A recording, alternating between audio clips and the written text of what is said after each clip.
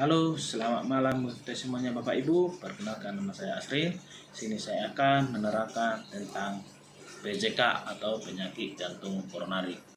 Bapak Ibu semuanya, bisa kita ketahui bahwa menurut WHO, penyakit jantung koronari itu menyebabkan salah satu kematian nomor satu di dunia, atau dengan lebih dari 9 juta kematian setiap tahun. Sedangkan di Indonesia, penyakit jantung koronari menyumbangkan sekitar 17%. Faktor risiko utamanya di Indonesia merokok, hipertensi, dan obesitas. Bapak Ibu semuanya, kita ketahui dulu apa arti dari PJK atau penyakit jantung koronari. Penyakit jantung koronari ini atau PJK adalah penyempitan atau tersumbatnya pada pembuluh darah koronari, sehingga pembuluh darah yang menyuplai oksigen dan nutrisi ke otot jantung berkurang. Patofisiologi tentang PJK ini karena adanya kolesterol yang menumpuk di dinding arteri koronari. Terjadinya proses aterosklerosis sehingga dinding pembuluh darah menebal dan kaku.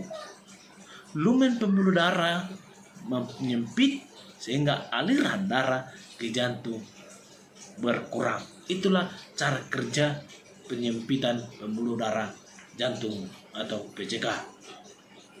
Bila plat pecah, terjadilah terbentuk trombus atau gumpalan darah yang bisa menyumbat otot atau arteri, menyebabkan serangan jantung atau infark miokard.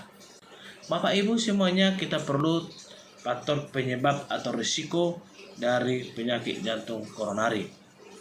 Faktor yang tidak dapat diubah adalah salah satu dari risiko usia. Kalau laki-laki di atas 45 tahun, kemungkinan besar akan terjadi penyakit jantung koronari. Kalau perempuan di atas 55 tahun. Barang kedua yang tidak bisa kita ubah adalah salah satunya dari riwayat keluarga, di mana ada anggota keluarga dengan penyakit dini atau penyakit jantung.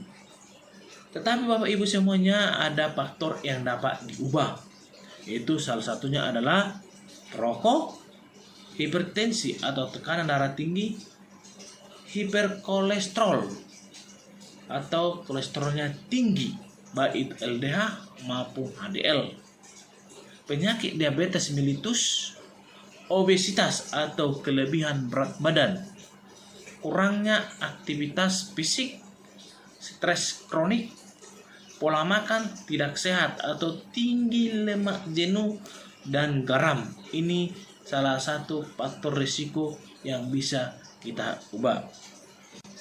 Bapak Ibu, gejala salah satu penyakit jantung koronari itu yang kita adalah nyeri dada. Rasanya seperti ditekan sampai ke belakang atau berat seperti tumpukan berat beban dan terbakar di dada kiri, menjalar sampai ke lengan, rahang dan ke punggung. Sesak napas dan keringat dingin, mual muntah, pusing atau hampir pingsan. Tetapi Bapak Ibu semuanya, kadang tanpa gejala, seperti terutama pada penderita diabetes atau disebut dengan slight iskemia. Bapak Ibu semuanya, untuk melakukan pemeriksaan atau diagnostik ini bisa kita lakukan dengan EKG, elektrokardiogram, atau melihat gangguan aliran listrik jantung. Bisa ekokardiografi, itu menilai fungsi pompa jantung. Baru bisa tes treadmill atau uji latih jantung. Dan yang terakhir bisa melakukan dengan angiografi koronari atau pemeriksaan penggunaan zat kontrans ketika melihat sumbatan pada arteri koronari, dan pemeriksaan kolesterol total secara rutin dan enzim jantung. Bapak Ibu, ada beberapa komplikasi untuk serangan jantung atau penyakit jantung koronari, yaitu infak miokard akut atau serangan jantung dan gagal jantung, aritmia atau gangguan arima jantung, dan henti jantung mendadak atau disebut dengan medis kardio arrest. Bapak Ibu, kita akan bisa melakukan dengan pencegahan penyakit jantung koronari. Sebelum sakit atau primer, hindari merokok, hindari alkohol, konsumsi makanan serat seperti rendah lemak, jenuh, tinggi serat, buah dan sayur. Olahraga teratur minimal 30 menit per hari. Kendalikan tekanan darah, gula, dan kolesterol. Kelola stres dan pertahankan berat badan ideal.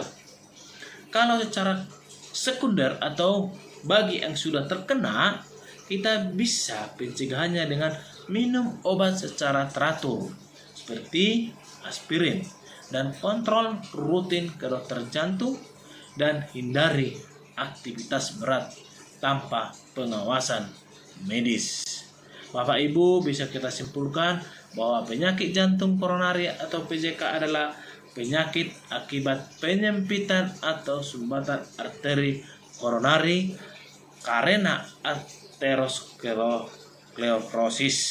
Penyakit ini dapat dicegah dengan gaya hidup sehat dan deteksi dini sebelum terjadinya faktor risiko. Terima kasih, selamat malam, semoga bermanfaat.